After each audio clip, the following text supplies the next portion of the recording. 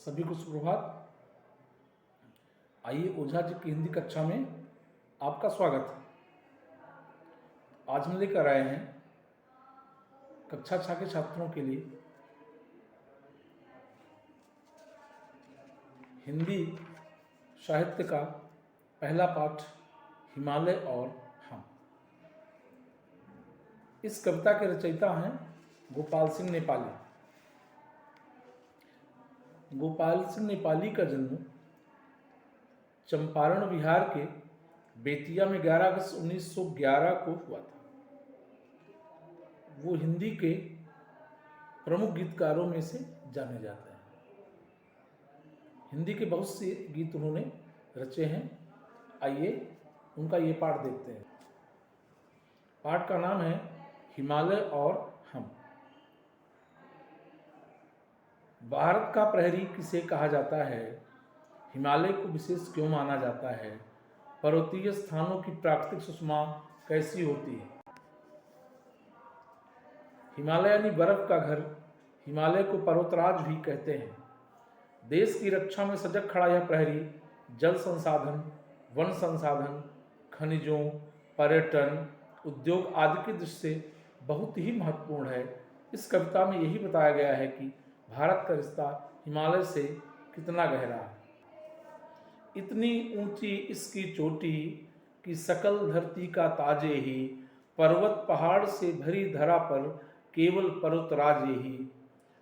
अंबर में सिर पाताल चरण, मन इसका गंगा का बचपन, तन वर्ण वर्ण मुख निरावरण। इसकी छाया में जो भी है वह मस्तक नहीं झुकाता है। गिरिराज हिमालय से भारत का कुछ ऐसा ही नाता है। कवि कहता है कि इसकी चोटियां इतनी ऊंची हैं कि लगता है धरती का ताजे ही है। ये धरती का मुकुट है, the crown of the earth.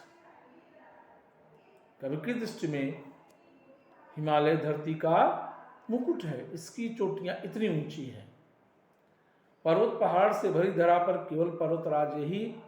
और हमारी वो धरती जो बहुत सारे पहाड़ों से, पर्वतों से भरी हुई है, विविधता लिए हुए है, उन सबको देखने के बाद लगता है कि वास्तव में पर्वतों का राजा तो यही है, हिमालय ही। अंबर में सिर पाताल चरण, मन इसका गंगा का बचपन। इसका सिर कहाँ पे लगता है? आकाश में जाके छूता है। ये एक तरह की तुलना है। जब कोई ऊंची इमारत होती है उनसे कहते हैं गगनचुंबी इमारत, आकाश को चूमने वाली इमारत। तो इसलिए कहा गया अंबर में से, इतना ऊंचा कि आकाश को छू रहा है। पाताल चरण, इसकी जड़ कितनी गहराई में ये पता नहीं है, अर्थात इसकी जड़ जो है पाताल से निकली हुई। मन इसका गंगा का बचपन। गंगा कहाँ से निकलती बच्चों? हिमालय से निकलती। कवि कहता है इसका मन जो है गंगा का बचपन है। गंगा इसकी गोद में खिलती है, यहीं से जन्म लेती है, यहीं पर कल कल करती हुई एक छोटे से रूप में गंगोत्री के रूप में बहती है और आगे को बढ़ जाती है। तन वर्ण वर्ण मुख निरावरण। और जो इसका शरीर है, वर्ण माने ग्रहण करने योग्य, वरेण संस्कृत में कहते हैं। तन वर्ण, इसका जो शरीर है, आकार है, वर्ण करने योग्य है, ग्रहण करने योग्य है। तन वर्ण वर्ण मुख निरावरण। और इसका मुख जो है खुला हुआ है, निरावरण है, उसके मुख पर कोई आवरण नहीं है। इसकी छाया में जो भी है वह मस्तक नहीं झुकाता है। गिरिराज हिमालय से भारत का कुछ ऐसा ही नाता है। कवि कहता है कि इसकी छाया में जो भी रहता है वो इसकी तरह स्वाभिमानी हो जाता है, क्योंकि हिमालय कैसा है? स्वाभिमानी है। तो इसकी छाया में रहने वाले लोग भी स्वाभिमानी होते हैं, तो किसी के सामने अपना सिर नहीं झुकाते। ऐसा ही भारत का कुछ रिश्ता हिमालय पर्वत से है, गिरिराज हिमालय से। अरुणोदय की पहली लाली इसको ही चूम निखर जाती, फिर संध्या की अंतिम लाली इस पर ही झूम बिखर जाती, अरुणोदय की पहली लाली। अरुणोदय माने बच्चों सूर्योदय, अरुण माने लाल। तो सूर्य उदय होता है तो किस वर्ण का होता है? लाल रंग का होता है, अर्थात सैफरन भगवा रंग का होता है, जो लाल रंग का ही एक प्रकार है।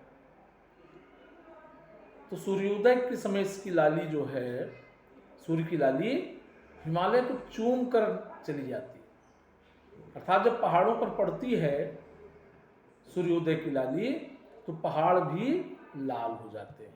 ऐसा लगता है मानो सूर्य ने हिमालय को चूम लिया। फिर संध्या की अंतिम लाली इस पर ही झूम बिखर जाती, और फिर जब संध्या काल होती है तो जो सूर्य का रंग है संध्या काल को, वह भी पुनः लाल हो जाता है, फिर से लाल हो जाता है। तो वह लालिमा हिमालय पर बिखर जाती है और हिमालय का रंग लाल हो जाता है। इन शिखरों की माया ऐसी जैसे प्रभात संध्या वैसी। तो इन शिखरों की माया मतलब इसका रहस्य है, जैसा प्रभात होता है वैसी ही संध्या होती है। सुबह के समय भी लाल हो जाता है, संध्या के समय भी लाल हो जाता है। अमरों को फिर चिंता कैसी?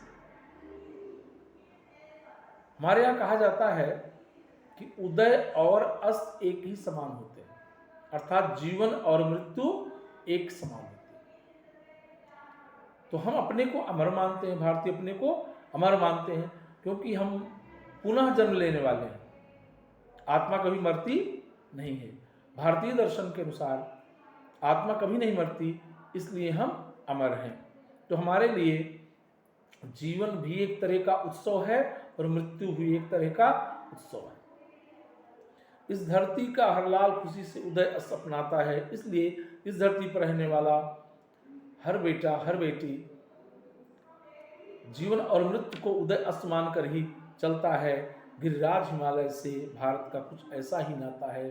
और फिर कहता है गिरिराज हिमालय से भारत का यही नाता है, यही नाता। हर संध्या को इसकी छाया सागर सी लंबी होती है, हर सुबह वही फिर गंगा की चादर सी लंबी होती है।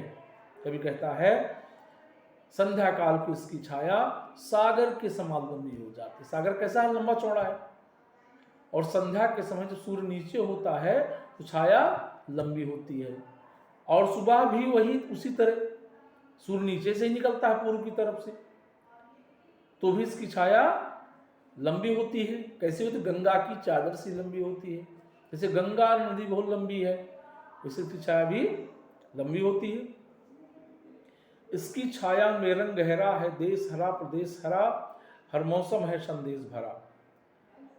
तो इसकी छाया में जो गहरा रंग होता है, इसकी छाया में रंग गहरा है, देश हरा प्रदेश भरा। कैसा रंग होता है? हरियाली का रंग होता है। हमारा देश कैसा है? हरियाली से भरा है। धरती कैसी है?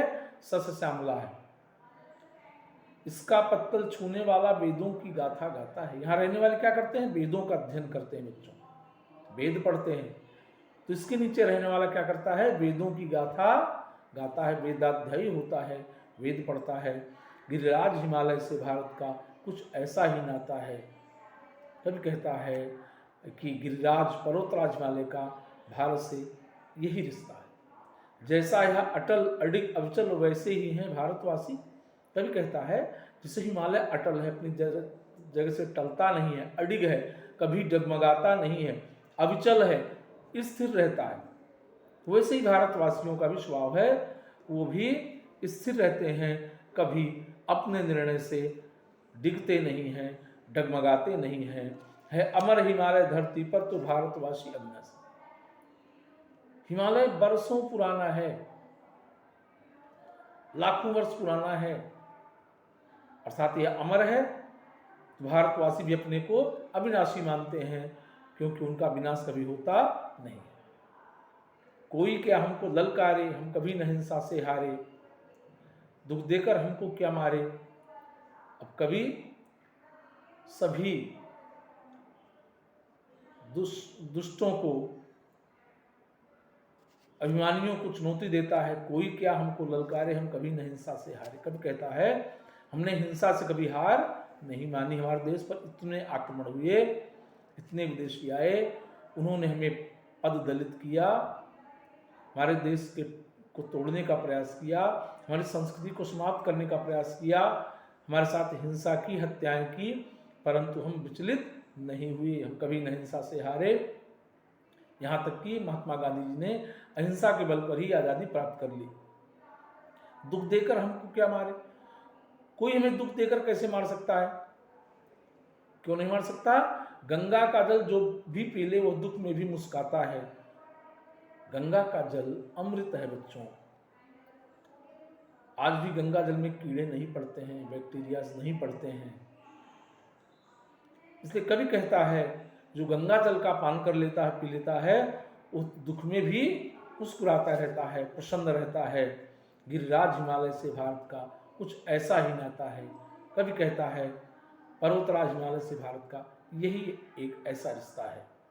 टकराते हैं इससे बादल तो खुद पानी हो जाते हैं, तूफान चले आते हैं तो ठोकरें खाकर सो जाते हैं। कभी कहता है हिमालय से बादल टकराते हैं तो बरसात होती है। अर्थात इसका स्वाभिमान ऐसा है जो भी इससे टकराता है पानी बन के बह जाता है, कोमल हो जाता है। टकराते हैं इससे बादल तो खुद पानी हो जाते हैं, तूफान चले आते हैं तो ठोकर खाकर सो जाते हैं। बड़े बड़े तूफान आते हैं परंतु इस देश को कोई क्षति नहीं पहुंचा पाते, क्योंकि यह हिमालय पर्वत प्रहरी की भांति सिर ताने खड़ा रहता है और वहीं पर तूफानों को सुला देता है, वापस कर देता है। जब जब जनता को विपदा दी तब तब निकले लाखों गांधी, तलवारों सी टूटी आंधी। जब जब देश को विपत्ति आई लाखों गांधी पैदा हुए। कभी राम पैदा हुए, कभी कृष्ण पैदा हुए, कभी गौतम पैदा हुए, कभी महावीर स्वामी पैदा हुए, कभी ऋषभदेव पैदा हुए, कभी सुभाष चंद्र बोस पैदा हुए। जब भी इस देश पर विपत्ति आती है तो ईश्वर का अवतार विभिन्न रूपों में यहाँ पर होता है। तलवारों सी टूटी आंधी, और जैसे तलवार दो टुकड़े हो जाती है उसी तरह यहाँ पर आने वाला हर तूफान टूट जाता है, बिखर जाता है। इसकी छाया में तूफान चिरागों से शर्माता है। कभी कहता है कि इसकी छाया में आने के बाद तूफान भी चिरागों से शर्मा जाता है। चिराग क्या? दिया, छोटा सा दिया जो एक हवा के झोंके से बुझ सकता है, लेकिन वो भी तूफान का सामना करने के लिए सिर उठाकर प्रतीक्षा करता रहता है। तूफान भी शर्मा जाता है, अरे भाई ये छोटा सा दिया मेरा सामना करने को तैयार है। 1857 के प्रथम स्वतंत्रता संग्राम की पहली गोली चलाने वाला वीर मंगल पांडे एक दिया ही था जो अकेला जला और बुझ गया, परंतु ब्रिटिश सत्ता को यह आभास हो गया था कि अब भारत को हम बहुत दिन गुलाम नहीं रख सकते। यह बच्चों एक दिए का महत्व है। हर भारतीय एक दिया है, और जब भारतीय खड़ा हो जाता है सिर तान कर तो बड़े बड़े तूफान भी शर्मा जाते हैं इससे, क्योंकि उन्हें लगता है कि हर भारतीय एक दिया है जो अंधकार को भगाने के लिए चुनौती बन करके खड़ा है। तो बच्चों इस पाठ का, इस कविता का हिमालय और हम यह संदेश है कि मैं हिमालय की तरह अडिग, अविचल, दृढ़ निश्चयी होना चाहिए और हर समय अपने देश की रक्षा के लिए तत्पर रहना चाहिए। ये इस पाठ का भावार्थ है। आशा है आप इस व्याख्या को पसंद करेंगे, लाइक करेंगे, शेयर करेंगे, जिससे हम आपके लिए और भी कविताओं के वीडियोस लेकर आएँ। बहुत बहुत धन्यवाद।